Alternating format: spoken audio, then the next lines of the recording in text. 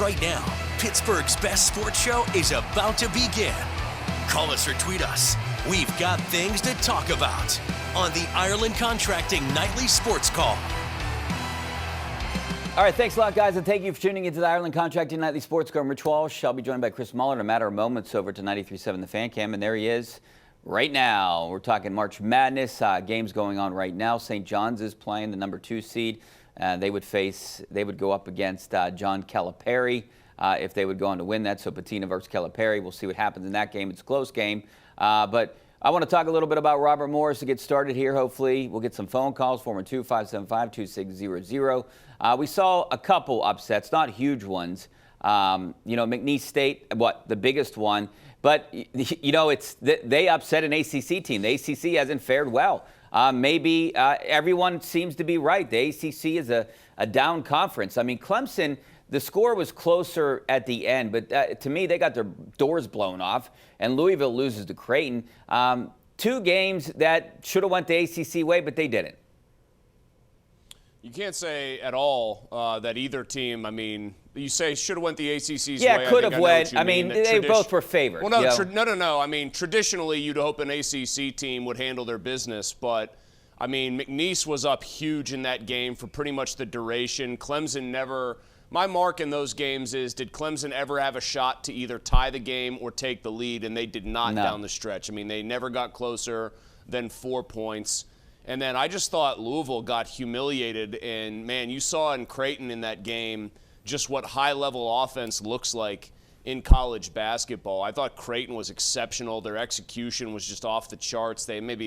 I think they started off a little slowly, and then once they started stepping in and finding the rhythm from 3, they ran Louisville off the court. And really what that underscores is how bad Pitt was this year. It's a bad year for the ACC. It's a weak year for the conference. And what does that say about Pitt, that in a weak year for the ACC, they just went down so meekly down the stretch? I just think it kind of underscores the problems that they have right now, and that Jeff Capel's got very little time to try to figure out how to solve. Yeah, no question. I would think he's on the hot seat, especially with a new athletic director over there.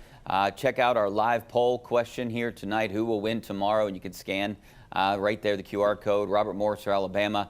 Look, Robert Morris is a great story. I loved watching them, especially the way they're playing down the stretch. I know Andy Toole very well. Chris King's a good friend of mine. I'm wishing them success, but it's a tough task. It's a tall task against Alabama. They're almost 23-point underdogs in this game, and Alabama is a team that can just run up the score on you if they're hot. It's hard for a 15 to win 2. I'm not saying it's impossible. It happened last year in that conference, but I don't think it's probable. Well, there are some 15-2 matchups are better than others. Sometimes there's an overseeded number 2 team. Omaha is playing St. John's very tough through about 12-plus minutes right now. Some are really bad matchups for the 15 seed, and it just does not feel like a great matchup for Robert Morris. One of the things I think you're seeing Omaha do it right now that Robert Morris has to do, and Spiro Ditas is going to be on the call, Richie, and I asked him today because he joined us on the show, what the unifying factor is from any time he's seen a much lower seeded team pull an upset. Is there some sort of unifying quality about those teams? And he said, really, it's not like a kind of player that they have or a style. It's, do they get off to a pretty good start? And I would say survive or so the first 8 minutes of the game, 12 minutes of the game. Get halfway into the first half and either have the lead or be right there within a possession or two. The longer you can plant that seed of doubt, the better it goes for you, I think, if you're the lower-seeded team. But, you sort of said it. Alabama's the number 1 scoring team in the country. They're at 91 points a game. They play at the fastest tempo, according to Ken Pom, so they want to get up and down and turn it into a track meet. Mark Sears is phenomenal. They might not even have, Grant Nelson, one of their bigs, but they've got a lot of, bulk underneath. It's not skinny guys who are playing power forward for them. It's grown men. And as much as Robert Morris, I think, has a nice blend in terms of styles and players and roles on this team, which made him so tough in the Horizon League, it's just a different step up in weight class when you're talking about Alabama. Yeah, 4 of their 5 starters are grad students. They were in the Final Four last year. Being in the Final Four, I would think, obviously helps you, right? But from listening to the press conferences today, a lot of questions were about, hey, what are you looking ahead to the Final Four? How far you can go? Kind of those kind of questions. Nothing was really about Robert Morris. So are they looking past? I mean, that's like kind of the only way Robert Morris can sneak in this game. You said it. Keep it close early on. Keep those scores off the boards, and then maybe sneak a win or keep it late, and then you start puckering up a little bit.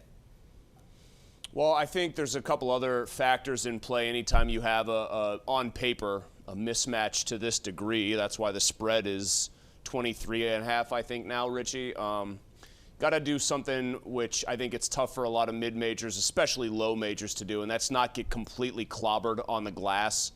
Robert Morris, again, does have some decent rebounders, has some size, but not Alabama's level of size. So they've got to really crash the defensive glass and make sure that they're not giving up second chance point opportunities. And then the other thing for a team like Robert Morris that really plays 7, I know most teams play 8, and that's just kind of where they keep it, but it's especially underscored for a team in Robert Morris's position. You just cannot afford to have Fulgaris or anybody else get into foul trouble, because if you've got to go deeper into your bench, if you're Andy Toole, than you're comfortable going, it's going to be exposed pretty quickly by a team that wants to play the style that Alabama wants to play. Yeah, any chance Robert Morris has in this one is to keep this one lower scoring, not 91 points for Alabama, and then it could get pretty ugly. All right, 412-575-2600 is the number. Get on board right now. Talking about Robert Morris, also the Buccos, if you want, 412-575-2600.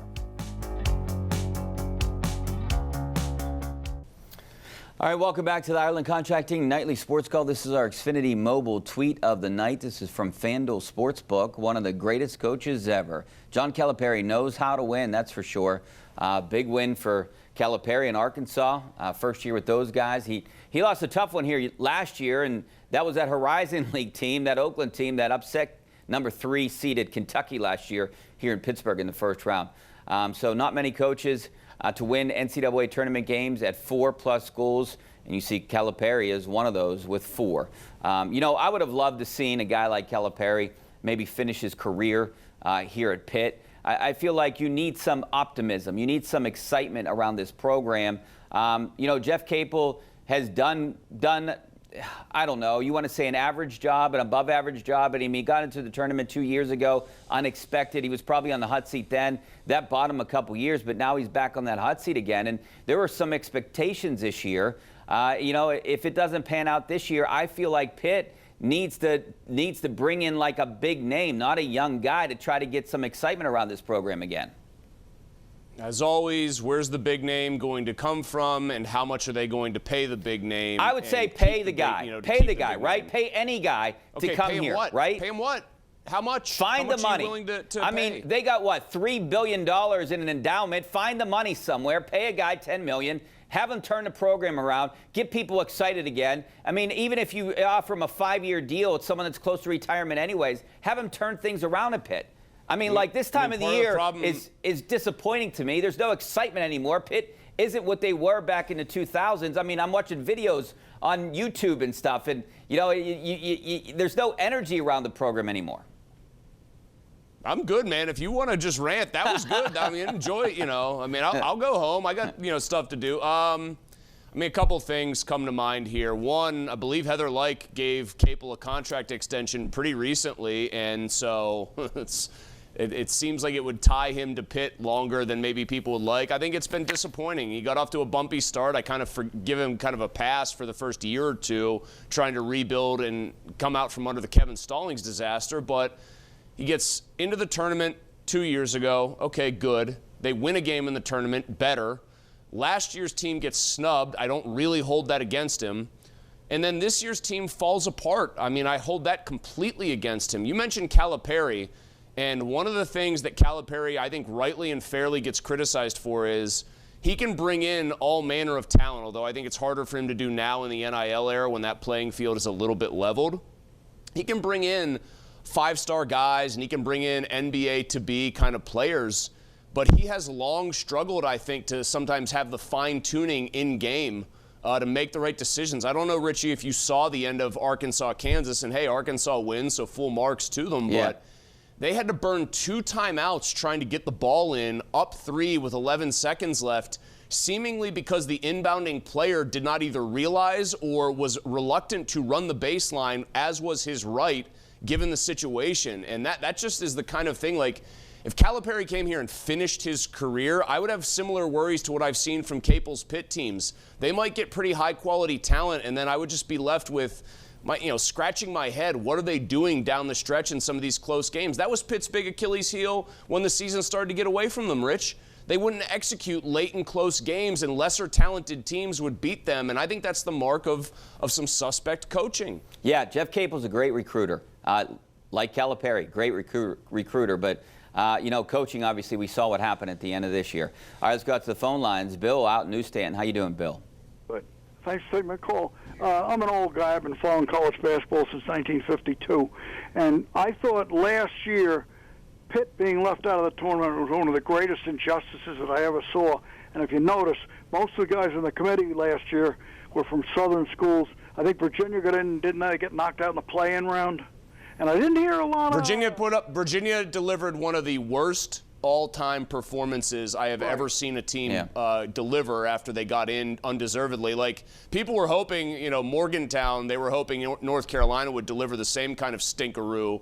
And, of course, they didn't. They actually delivered the goods. But, yeah, last year Pitt got jobbed. There's no two ways about it. And I think we all know that. But you have to put that in the past, and you can't keep saying, well, Jeff should have 2 NCAA tournament appearances. That doesn't explain what happened to this year's team, which was ranked 18th, was 12-2, looked like they were really developing, and then just to have the wheels fall off to the degree that they did does not reflect well on him at all. There are some excuses for the way college basketball is nowadays. You have the transfer portal, so guys can go and leave. What's going to happen with Lowe? Potentially go to the NBA, maybe transfer. And you lose a guy like him. Jalen Lowe goes to the NBA, he will be making a major mistake because he is not an NBA player right now. Well, he could enter the transfer portal. That's a very real possibility. Now, then what does Pitt do? You got to go start recruiting again. And look, I know they're going to change some things. What is it, $20.5 million or $21.5 million? There'll be a cap here coming in June. But for a school like Pitt, they have to deal with football and basketball. I think this new NIL plan that they have in place is going to help schools like Creighton and St. John's that don't have football programs, that they don't have to devote money to the football program like Pitt does. So this is going to keep Pitt where it is. That's what worries me. Pitt's never going to take that next step. I mean, I have zero sympathy for coaches who are saying, well, NIL makes it tough for me to do this, or NIL makes it tough for me to do that. At least coaches in Power 4 conferences, if you're in a mid-major or you're in a low major, I get it. Like, it is a different ball game in basketball, and it's a different world. But if you're in a place where Pitt is, conference-wise, sorry. Like, coaches, Will Wade's team won, and he has already accepted the job at NC State. Like, come on here. Like, if you're going to be able to do that as a coach, show me that you can actually coach. With whatever you get through NIL player-wise, turn those guys into a more cohesive unit that's, the whole is greater than the sum of its parts. I kind of get frustrated when people sort of talk about the transfer portal, Richie, and talk about NIL, because it's always tinged for me with this idea of, can you believe the players are allowed to do this? It makes everybody else's job so much more difficult. Like, stop that. You've been making millions if you're a coach in this sport for a long time. This is the new reality. Deal with it. Yeah, kids want to get paid. I don't mind it. It just makes it more difficult. If coaches can do it, I think kids can do it too. And the one good thing about NIL now in basketball, obviously it's here to stay, but the one good thing is it might keep the good players around for a little longer, and then you might be able to see teams, I'm not going to say build a dynasty, but have a 2 or 3 year run with some of the same players. Let's go out to Mike in Evans City. How you doing, Mike? Hey, Richie, I got too much Rodgers fatigue. I was watching hoops and switched over. Yeah. I just, this, like Sam Darnold kind of comparison, he's played with McVay and Andy Reid the last 2 years. What do you think of Carson Wentz? Pennsylvania. Yeah, I mean, he hasn't been good in, 10 years? I don't know. I mean, right now. He hasn't been in the league for 10 years, Rich. Right now, I mean, for me, I'm going to go with Mason Rudolph. Stick with him. Draft someone. It seems like they really like Milroe. Not that he's going to help out this year, but maybe you can bring him along and bring in a veteran backup guy like a Joe Flacco or someone like that, right? They got to do something. Like this Aaron Rodgers thing has gotten kind of out of control. It seems like it's like the same Brandon Ayuk saga storyline that we're going through. I'm just tired of it. I don't want Aaron Rodgers here. But whatever. I think the Steelers, they have a price on them, right? Chris, we talked about this yesterday.